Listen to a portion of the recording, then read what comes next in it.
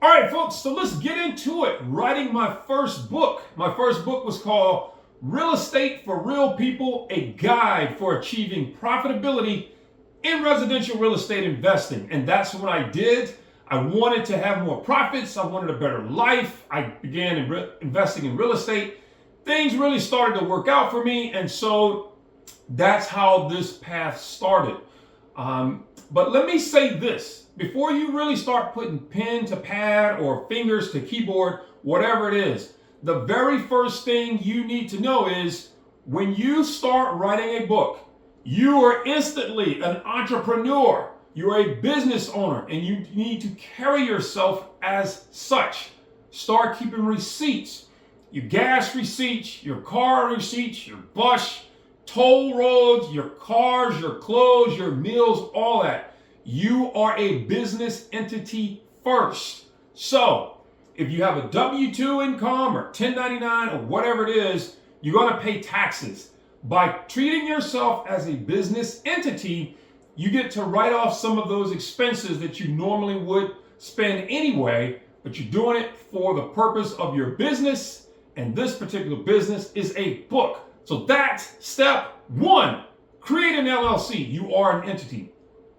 Okay, now let's get into why I ended up writing this book.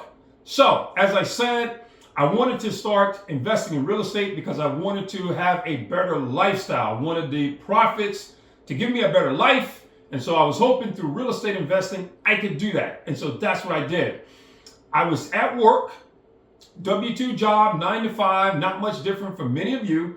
And some of my friends, when we come in on Monday after our weekend, say, what did you do for the weekend? Probably not much different from you all. And a buddy of mine, Chris, it was myself, Chris, Mike, and Charlie. We would sit down and we talk. And what happened, I started to show, my profitability started to show. First, it went a nicer home, then a nicer car. It was nicer clothes, a nicer timepiece. All those sorts of things, people tend to take notice. So one day Chris asked me, he said, listen, Vaughn, what are you into? What's the deal? We noticed you come back on Mondays, you're talking about another deal that you closed or something you did. So I said, okay, Chris, look, fine, I'll tell you. He said, no, don't do it here at work. Do it at your house. We understand you just built a new home. And Chris was right, I did. I didn't want to bring everybody to my house because I didn't want everyone to think it was just some sort of frat boy party house, pizza and beer. I had a very lovely home. It was a grown man home. It wasn't a little townhouse, little condo, nothing against townhouse condos. It was a 5,000 square feet, single family home filled with nice furnishings. I was in my early 30s, maybe 31, 32, something like that. I didn't want the fellas to get the wrong idea about this place. It's like, nope. I don't run like that. So I waited several months. And then I decided, okay, fine, Chris, it's time for a meeting. So I didn't just leave it to chance. I said, let's put some structure around it. So we started talking about it on a Monday. By Tuesday, Chris says, hey, look, can I invite one of my buddies over? Yep, Chris, no problem. Then Mike, hey, I can invite a friend. Yep. Charlie says, hey, I can invite some friends. And I said, okay, I'll invite some people. About Wednesday or Thursday, we're thinking about maybe 10, 12 people. And I says, okay, look, you're going to have to start pulling out the blackboard, right? Writing things down. Let's get some catering in here. Let's get some structure. Let's get a meeting. Let's make sure your wardrobe is set. Present professionally. So that's what I set out to do. And we were going to meet that Saturday at 4 o'clock. Saturday at 4 o'clock came 30 people. 30 people showed up at my doorstep. They were salivating for knowledge, and I gave it to them. We started at 4 p.m. The last person left my house, 5 a.m. The next morning, I was giving them the business. I was giving them everything I knew. I said, look, I will tell you everything I know. You will tell me everything you know. I'm not going to charge you. You're not going to charge me. We're just going to share information. And that's what we did all night long. So when people filed out, they wanted to know, when is the next one? I ended up calling that event the Investment Forum. That became my forum. People started to pile in. The numbers grew and grew and grew. But I found myself answering the same questions over and over about real estate investing. So one morning on my way to work, one of my best friends from childhood, Lamar, called me and he says, okay, you got me. I'm seeing it. I want in, but I need to know what step number 1 is. I said, no problem, Lamar. I was just pulling up at work. I have my fancy Acura NSX. I believe the picture of it is in the book somewhere. So I got out. I said, I'm going to go to my desk. I'm going to type up a quick notes, a couple of do's and don'ts, and then I'm going to send it to you. I got to work. I got to my desk, and I started typing. By the end of the day, between breaks, between work, I had 20 pages. Now, 20 pages is a lot for me because even with a master's degree at that point, I never produced a 20-page paper, not even a 10-page paper. I had trouble producing 3-page papers. I just couldn't do it. Why? Because that was not the subject matter of interest to me. When you gain interest in subject matter, something that you like, when the two of those merge, you can write a book. That's what happened. That's how this got started. I kept writing and writing and writing. 20 pages went to 40. 40 went to 60. 60 went to 80. I could not believe it. I was just going to take this, bundle it all up, and then take it down to Kinko's and have them print me a few copies. But I was like, maybe you can condense this some. Not like a book, because books are for authors and smart people, and you're not that. We're just going to convince it, get it down to something small, maybe we'll put your picture on it or something like that. Oh, wait, we got to copyright it, but it's not a book, because books are for smart people. You're not a smart person. It's not a book. So we'll put a cover on the front, we'll put your name on the back, we'll get it copyrighted, we'll get some chapters in here, but it's not a book. Because books are for smart people. You are not a smart person. We got to find some way to do this, and then we can get it where people can get copies. They can buy it online, and it's like, oh God. It took me weeks and weeks to understand what I had just done was wrote a book. I could not believe it. I'm like, a book? I can barely read a book. And now I just wrote one. At that point, I said, look, you got to find a publisher.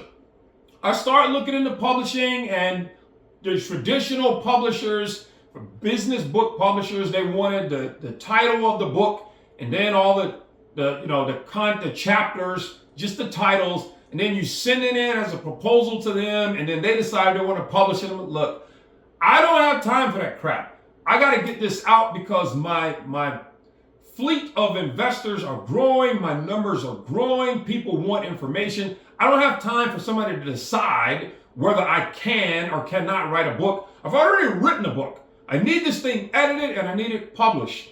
That led me to the world of self-publishing. And I went to iUniverse.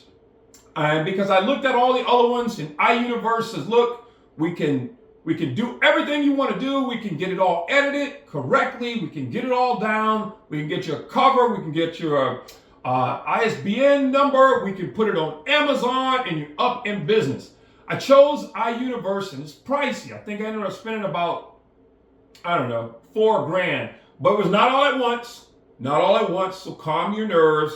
I had to start with the package. I think the package I chose, deluxe package or whatever, $1,000. I paid that. Where you really pay is the editing. And you want to get your book edited. Why? Because you're not that good. You are not that good of a writer. I do not care what you think. Unless you edit writing for a living, your writing sucks. How do I know? I'll tell you exactly how I know. Because when I turned my book in, and I'm a pretty decent writer, the agent told me, said, listen, when you get this thing back, it's going to be all marked up. You're probably not going to have one correct paragraph, and you're going to be angry. She told me this, but I didn't hear it. I'm like, I heard it, but I didn't hear it. I was listening, but I wasn't really listening. I get the thing back, and sure enough, wrong, X. It was so much wrong. It was in such horrible shape. They had to clobber it all down, so you pay for the editing because a professional editor is reading and editing your book. They're no different than your traditional publishing editors, but they mean business. They know what they're doing. So yeah, she told me when I got it, look at it, I would be angry, but then put it down, go away for 2 or 3 days, and then come back. And then you will see that they are right. I didn't listen to what she said. I looked at it, I was angry. They had the little check system, I forget what they call it. You accept all the correct edit, whatever it's called. And then you will start to see that, yeah, you're right, they're right. You calm down, you gather yourself. And then the track changes is what it's called. It's called track changes. So I get it all down, I get it all together. I send it back to them that I've accepted all their changes, some of them reluctantly. And then they marked it up again. It was like, oh gosh, it was in such horrible shape. They had to do that to get it down good enough and then condense it again. Now it's about right. That's what you want to do. Why? Because you don't want your book to go to someone you respect, someone you look up to, and it's filled with grammatical errors. It makes it look like you can't put your thoughts together. So send it to a professional editor. I don't care if it's iUniverse. I don't care who it is. You pour that in there. You let them edit it. What happens after that?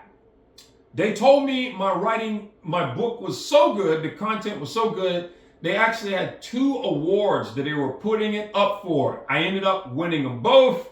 The book got published. It went on Amazon, and then now I promote.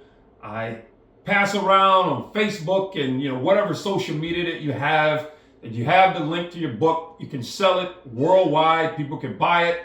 I remember having my first book signing. That was a lot of fun. I did other book signings after that.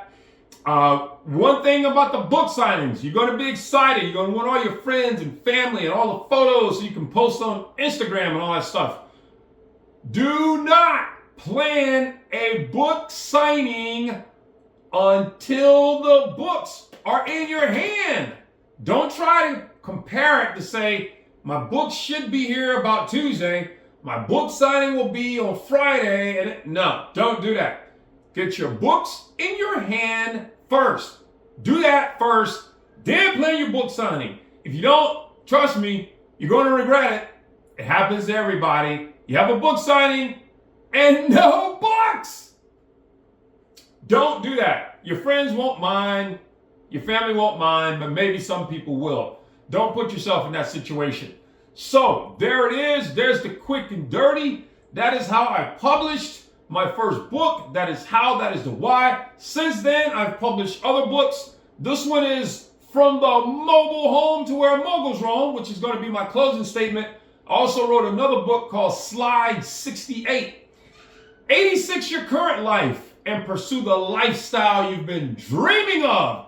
Also another great book available on Amazon. So that's it. If you have any questions, put them in the comments. Write your book. Don't worry about people thinking you're smart or not smart. Don't self-defeat yourself. Get that book, put it on the shelves. People need to know your story. And that's my story, folks. I'm sticking to it. From the mobile home to where moguls roam. I am Anthony Mickle. Activate Gorilla Grind mode. This works.